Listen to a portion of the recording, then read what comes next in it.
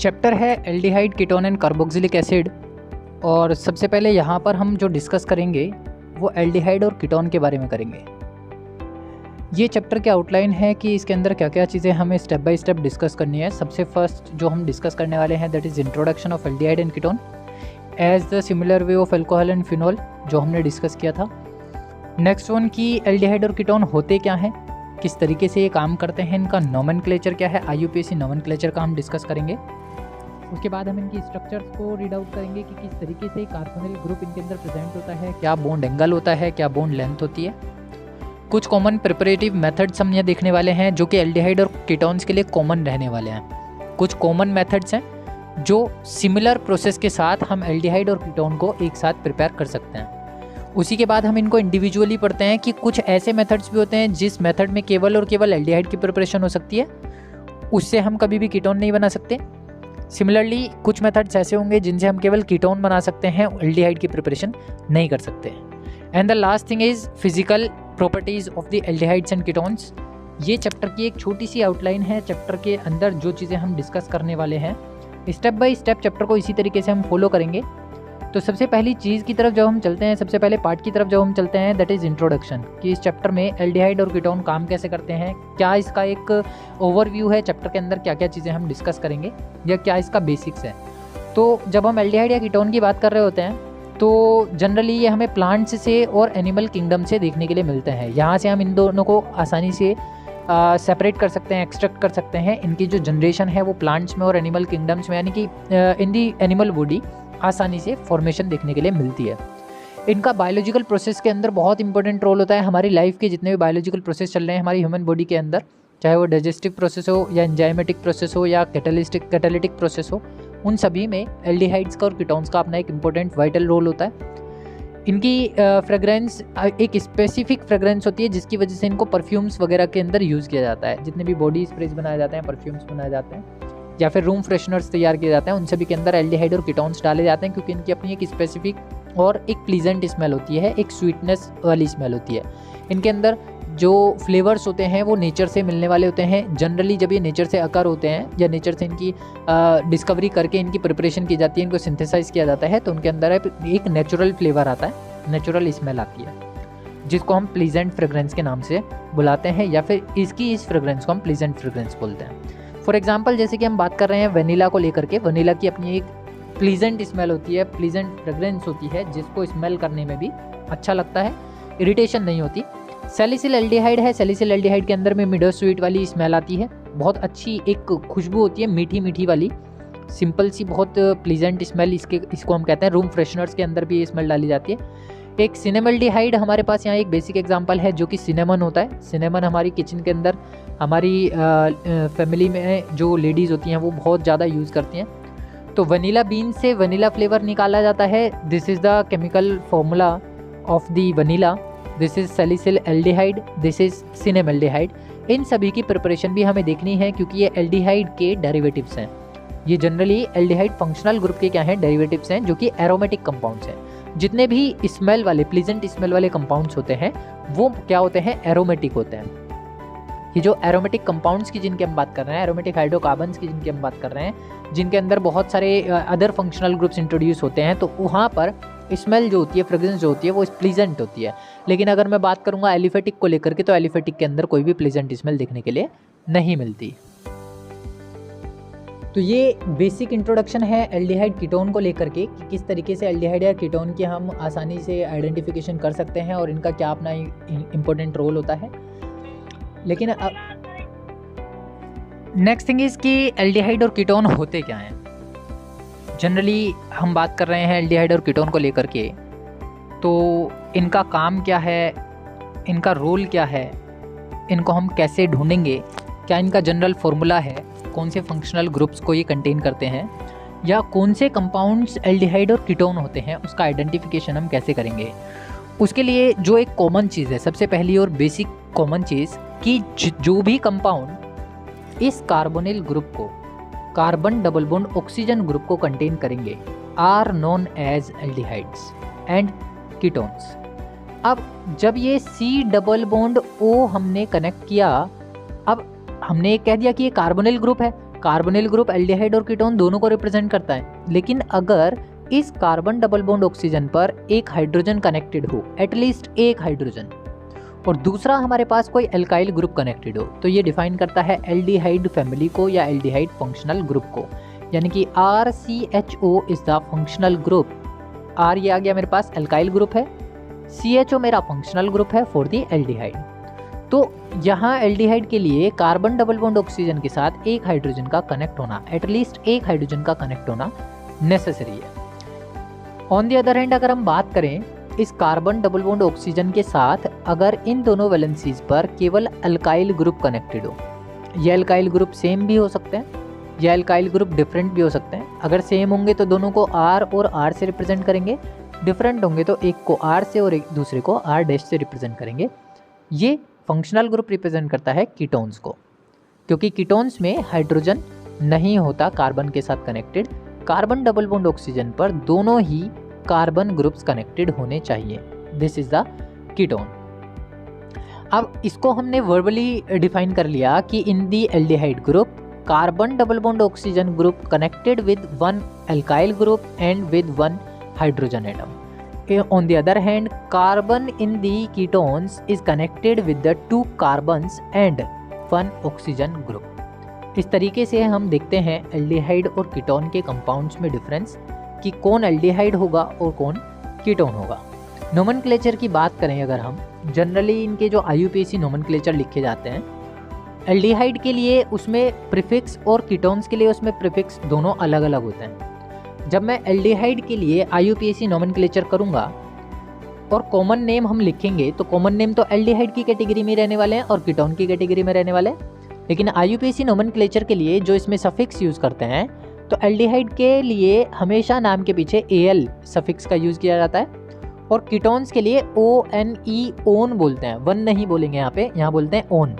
तो सफिक्स जो यूज़ होगा वो होगा ओन।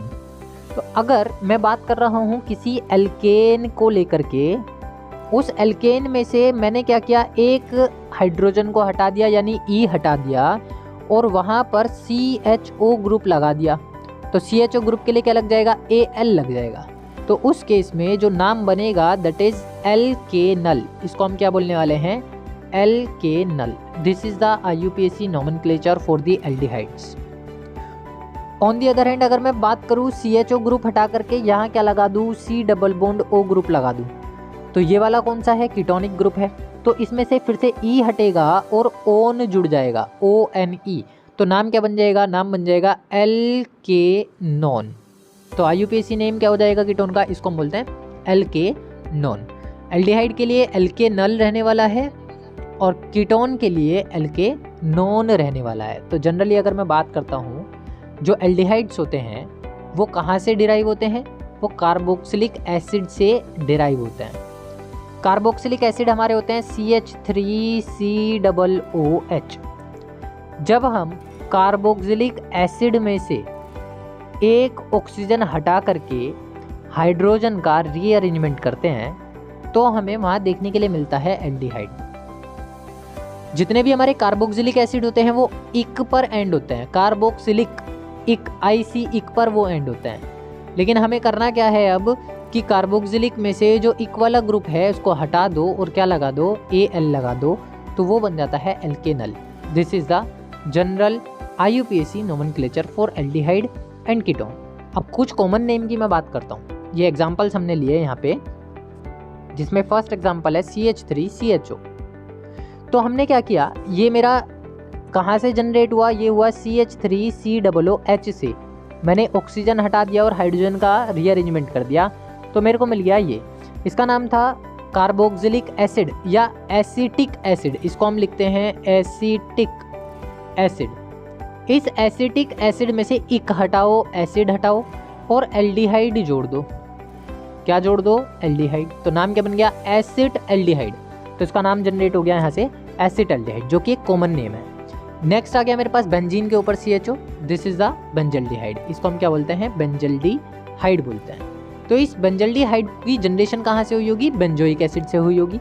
कैसे, बेंजीन के ऊपर जब COOH ग्रुप कनेक्टेड होगा तो उसको हमने बोला होगा बेंजोइक एसिड। Benzoic acid. तो हमें इक हटाना है, एसिड हटाना है और एल्डिहाइड लगाना है, तो ये पूरा का पूरा हट जाएगा। तो यहाँ पर इसका नाम क्या बनाएंगे हम इसको बनाएंगे बेंजल। अब इसका नाम बदल देंगे, बेंजो से क्या बन जाएगा, बेंजल बन जाएगा। तो बेंज, ये तो बेंज, तो बेसिकली अगर मैं देखूँ तो ओइक एसिड किसके लिए यूज़ किया जाता है, कार्बोक्सिलिक एसिड्स के लिए। हमने किसका यूज़ किया, केवल बेंज का, ओइक पूरा हटा दिया, एसिड पूरा हटा दिया, तो बेंज एज इट इज़ आ गया मेरे पास और एल्डिहाइड कनेक्ट कर दिया, तो ये नाम बन गया बेंजल्डिहाइड। नेक्स्ट ये मेरे पास एक केमिकल फॉर्मूला है CH3 CH CH2 CHO। Total carbon अगर मैं काउंट करूँ तो 1 2 3 4। इसका मतलब ये है कि ये कहाँ से बना होगा, ब्यूटेनोइक एसिड। यहाँ पर ये यूज़ किया गया होगा ब्यूटेनोइक एसिड। अगर मैं इस COOH का यूज़ करूँ, बेसिकली ये ब्यूटेनोइक एसिड है। अब इस ब्यूटेनोइक एसिड में से मैंने O हटा दिया और H अरेंज कर दिया, तो ये क्या बन गया, ब्यूटेन एल्डिहाइड। ब्यूटेन तो एज इट इज़ यूज़ करूँगा मैं, तो इसका नाम हो जाएगा ब्यूटेन एल्डिहाइड। इसका नाम हो गया ब्यूटेन एल्डिहाइड। ये हो गया कॉमन नेम। लेकिन अगर मैं बात करूँ इसकी IUPAC नाम को लेकर के, तो IUPAC नेम इसका होता है ब्रोमो। यहाँ पर ये मिसप्रिंट है, मिसिंग है। अगर ब्रोमो को कनेक्शन करना होगा तो हमें क्या करना है, यहाँ पे CH2, या तो आप CH2 ले लो तो ये ब्रोमो हट जाएगा, अदरवाइज आप क्या काम करोगे, इसके साथ एक ब्रोमो ग्रुप जोड़ दोगे। तो ये क्या बन गया आप मेरे पास, ये मेरा फंक्शनल ग्रुप एल्डिहाइड का, फंक्शनल ग्रुप से जुड़ने वाला carbon alpha carbon, alpha carbon से कनेक्टेड कार्बन बीटा, बीटा से जुड़ने वाला कार्बन गामा। तो ये अल्फा बीटा गामा कार्बन भी इस चैप्टर के अंदर देखने के लिए मिलेंगे। तो इसका नाम हो जाएगा हमारे पास, बीटा पर ब्रोमो ग्रुप जुड़ा हुआ है तो बीटा ब्रोमो, और पूरे का ग्रुप, पूरे का नाम होता है ब्यूटाराल्डिहाइड, ब्यूटाराल्डिहाइड। तो इस तरीके से इसका IUPAC नेम जनरेट हो जाता है। इसी सीरीज में जब हम IUPAC नेम में आगे की तरफ चलते हैं तो इनके नाम के सफिक्स के लिए AL का यूज़ करते हैं। तो ये कुछ कॉमन जनरल एग्जांपल्स हम यहाँ लेकर के चल रहे हैं कि ये मेरे पास CH3 CHO लिखा हुआ है, जिसका हमने कॉमन नेम अभी देखा एसिड एल्डिहाइड। लेकिन IUPAC नोमेनक्लेचर के लिए हमें देखने होते हैं total number of carbon. Total number of carbon है 2, 2 कार्बन पर आता है एथ, और सिंगल बॉन्डेड है कार्बन तो इथेन। इथेन का E हटाया और फंक्शनल ग्रुप के लिए AL लगाया, तो नाम बन गया इथेनल। सिमिलरली जब मैं बात कर रहा हूँ यहाँ इस ग्रुप के लिए, तो ये मेरा मेन फंक्शनल ग्रुप है। यहाँ मुझे longest chain of carbon atom ढूंढनी है, तो longest chain of carbon atom मुझे ये दिखाई दे रही है जिसमें मेरा फंक्शनल ग्रुप का कार्बन भी कनेक्ट होगा और काउंट होगा। तो अगर मैं इसको देखूँ तो मेरे पास क्या क्या है, कितने कार्बन है, 1 2 3 4 5 6 और एक ये वाला 7, टोटल 7 कार्बन है। 7 कार्बन के लिए आता है हेप्ट। अब क्योंकि ये सारे सिंगल बॉन्डेड है तो आ गए हेप्टेन। हेप्टेन के पीछे सफिक्स लग जाएगा AL due to the presence of aldehydic group.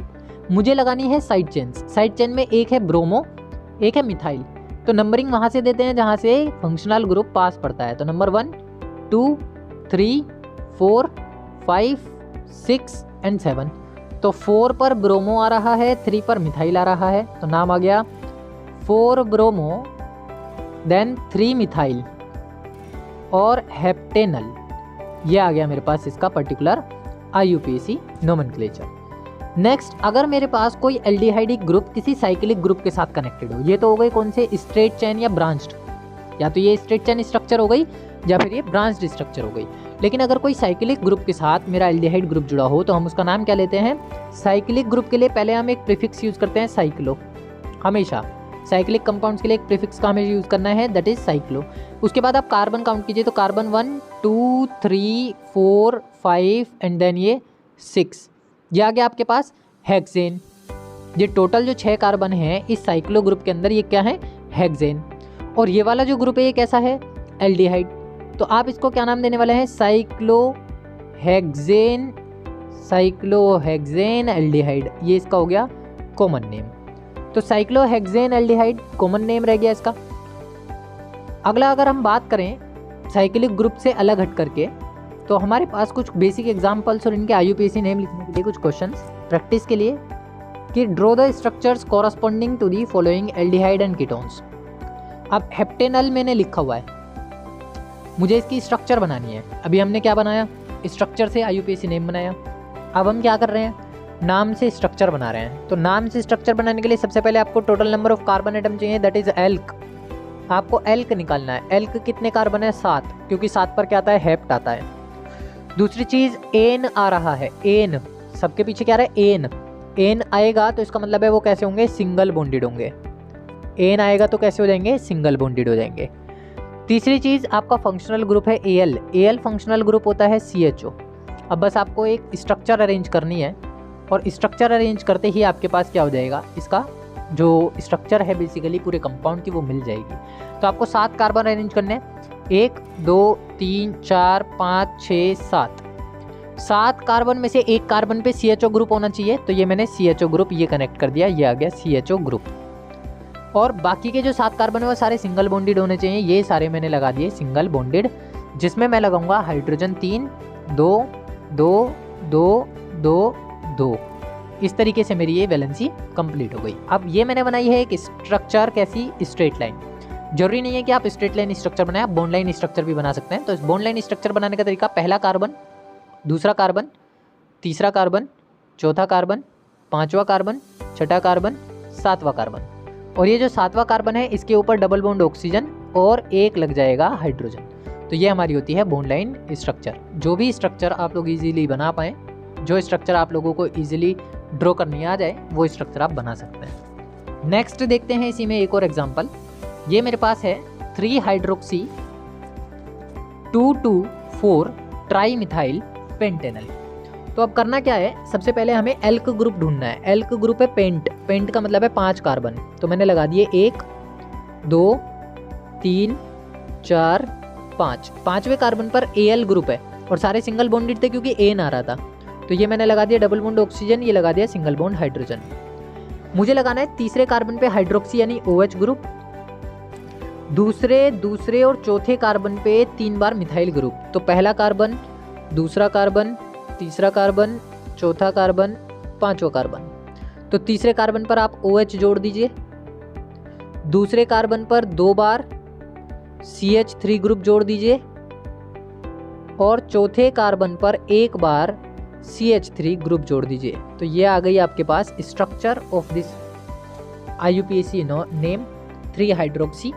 3 पर हाइड्रोक्सी ग्रुप आ गया, 2 2 4 ट्राई मिथाइल, तो 2 पर 1 2 और 4 पर 1 बार ये आ गया ट्राई मिथाइल और ये हो गया पेंटेनल। इस तरीके से हम क्या करेंगे, किसी भी IUPAC नोमेनक्लेचर से स्ट्रक्चर ड्रॉ करेंगे। नेक्स्ट मेरे पास आ गया इसमें कि 3,3 डाई मिथाइल पेंटेनल बनाना है। 3,3 डाई मिथाइल पेंटेनल। तो 1 2 3 4 5 पेंटेनल के लिए double bond oxygen, single bond hydrogen. Next आ रहा है 3,3 डाई मिथाइल। तो पहला कार्बन, दूसरा कार्बन, तीसरा कार्बन, आपको इस पे 2 बार क्या लगा देना है, CH3 ग्रुप। 1 बार ऊपर की तरफ लगा दिया और 1 बार नीचे की तरफ लगा दिया। ये बन गया मेरा 3,3 डाई मिथाइल पेंटेनल। नेक्स्ट हमारे पास है बॉन्ड लाइन स्ट्रक्चर में, आप इसको इस तरीके से रिप्रेजेंट कर सकते हैं। अगर 3,3 डाई मिथाइल पेंटेनल को रिप्रेजेंट करना तो 1 2 ये आ गया पहला कार्बन, दूसरा कार्बन, तीसरा कार्बन, चौथा कार्बन, पांचवा कार्बन।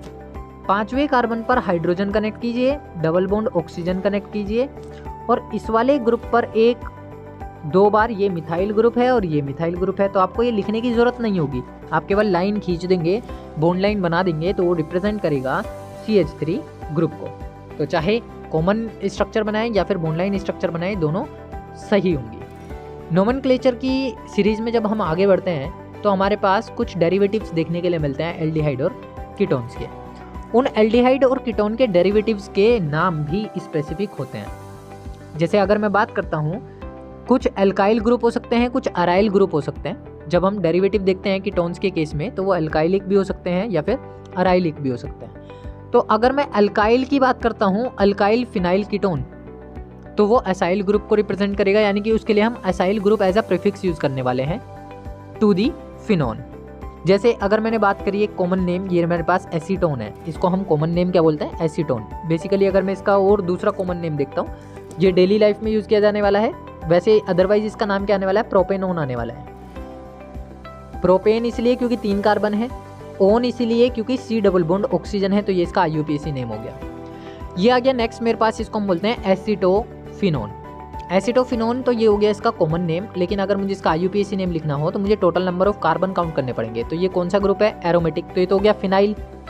ये कौन से कार्बन हो गए, टोटल हो गए 2 कार्बन, तो हम क्या बोलेंगे इसको, 2 फिनाइल 2 मिथाइल और टोटल क्या बोल देंगे इसको, इथेनॉन, क्योंकि 2 कार्बन हम इसको काउंट करेंगे तो इथेनॉन हो जाएगा। तो हम इसको बोल सकते हैं दूसरे कार्बन पर फिनाइल ग्रुप कनेक्टेड है और ये मेरे पास क्या है, मिथाइल ग्रुप है, और ये मेरे पास क्या है, कीटोनिक ग्रुप है। नेक्स्ट इसमें आ गया प्रोपियोफिनोन। ये 3 कार्बन यहाँ पर कनेक्टेड हैं और ये आ गया फिनोन के लिए, तो प्रोपियोफिनोन हो गया। नेक्स्ट आ गया मेरे पास ये बेंजोफिनोन, क्योंकि यहाँ पर भी 6 कार्बन है, यहाँ पर भी 6 कार्बन है, टोटल बेंजीन रिंग है। तो एक ग्रुप को आप पूरा फिनोन कंसीडर कर रहे हैं और दूसरे ग्रुप को आप बेंजो कंसीडर कर रहे हैं, तो इसका नाम हो जाता है बेंजोफिनोन। ये कुछ कॉमन एग्जांपल्स आ जाते हैं सफिक्स ओन के लिए कीटोन की कैटेगरी में। जब हम आगे बढ़ते हैं तो अभी हमने देखा था एल्डिहाइड के आईयूपीएसी नोमेनक्लेचर कैसे किए हैं, अब हम कीटोन के लिए स्पेसिफिक कर रहे हैं कि ये मेरे पास एक कीटोन का फॉर्मूला है जो कि एक सिमेट्रिकल कीटोन है जिसका राइट और लेफ्ट साइड दोनों सेम है। आपको करना क्या है कि टोटल नंबर ऑफ कार्बन की एक लॉन्ग चेन ढूंढनी है, long chain of carbon atom. तो ये long chain of carbon atom हमने यहाँ कंसीडर कर लिया जिसमें टोटल 5 कार्बन है। टोटल 5 कार्बन की एक long chain of carbon atom हमने निकाल ली। 5 कार्बन के लिए हम यूज़ करते हैं पेंट का, क्योंकि सारे कार्बन सिंगल बॉन्डेड है तो एन आ गया। नंबरिंग आप चाहे आप किधर से भी करें, 1 2 3 3 4 और ये 5। तो तीसरे नंबर पे आ रहा है हमारा ओन ग्रुप, तो ये आ गया। यहाँ से अगर मैं देखूँ तो पेंटेन पे तीसरे नंबर पे ओन ग्रुप है, तो पेंटेन 3 ओन हो गया। उसके बाद अब आप नंबरिंग चेक करते हैं जब, तो 1 2 3 4 5, तो 2 और 4th पोजीशन पर आ रहा है मिथाइल ग्रुप। तो 2 4, और क्योंकि सेम ग्रुप है तो इसलिए यूज़ किया हमने डाई का नाम लिख देंगे। फंक्शनल ग्रुप जो साइड चेन काम कर रही है methyl, then 2 4 dimethyl. Pentane आया है 5 कार्बन के लिए, तीसरी पोजीशन पर आ रहा है ओन ग्रुप, इसलिए पेंटेन 3 ओन। ये आ गया मेरे पास। ये एक कैसा है, साइक्लिक ग्रुप है। ये कैसी साइकिल है, 5 मेंबर्ड कार्बन रिंग है या 5 कार्बन मेंबर्ड रिंग है। तो हम इसको जो नाम देने वाले हैं, ये हमारा मेन फंक्शनल ग्रुप है COO। यहाँ कार्बन, यहाँ कार्बन, यहाँ कार्बन, यहाँ कार्बन, और ये मेरे पास है साइड चेन। तो आप इसको नंबरिंग देंगे कहाँ से, जहाँ से हमारा मेन फंक्शनल ग्रुप पास पड़ रहा होगा।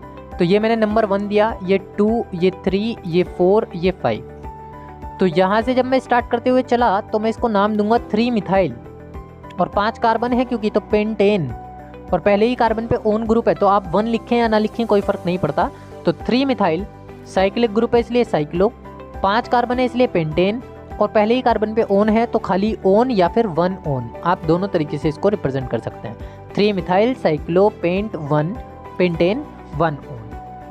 नेक्स्ट इसी में अगर हम बात करें कि किस तरीके से आईयूपीएसी नोमेनक्लेचर से हम स्ट्रक्चर ड्रॉ कर सकते हैं फॉर दी कीटोन्स या फॉर दी कीटोन मॉलिक्यूल्स, तो हमारे पास एक फर्स्ट एग्जांपल है जिसमें हमें एक आईयूपीएसी नोमेनक्लेचर दिया हुआ है, that is 2 4 di methyl 3 pentanone. तो आपको सबसे पहले पेंटेन से एल्क मिल गया, 5 कार्बन आप जोड़िए, 1 2 3 4 5। तीसरी पोजीशन पर पेंटेन ओन है, तो पहला दूसरा तीसरा, तीसरी पोजीशन पर हमने डबल बॉन्ड ऑक्सीजन लगा दिया। दूसरी पोजीशन पर और चौथी पोजीशन पर मिले हुए हैं मिथाइल ग्रुप CH3। ये हमारी हो गई बॉन्ड लाइन स्ट्रक्चर। इस तरीके से हम आईयूपीएसी नोमेनक्लेचर से नेम बनाएंगे, स्ट्रक्चर बनाएंगे। अब हम बात करें अगर स्ट्रक्चर को लेकर के कार्बोनिल ग्रुप्स की, कि कार्बोनिल ग्रुप्स की स्ट्रक्चर्स एक्चुअली में होती क्या है, तो ये हमारा होता है फंक्शनल ग्रुप ऑफ कार्बोनिल या फिर कार्बोनिल फंक्शनल ग्रुप। जैसा कि आप देख पा रहे हैं कार्बन डबल बॉन्ड ऑक्सीजन, इस कार्बन डबल बॉन्ड ऑक्सीजन में 3 सिग्मा बॉन्ड हैं। अगर मैं देखूं total number of sigma bond कितने हैं, 3, और लोन पेयर कितने हैं, 0। तो इसका मतलब है इसका स्टेरिक नंबर कितना आ गया मेरे पास, स्टेरिक नंबर आ गया मेरे पास 3। स्टेरिक नंबर इज 3, और जब स्टेरिक नंबर 3 होता है तो हाइब्रिडाइजेशन होता है सेंट्रल एटम का sp2। इसका मतलब ये हुआ कि जो कार्बन है वो कार्बन यहाँ पर कैसा पाया जाएगा, sp2 हाइब्रिडाइज्ड पाया जाएगा।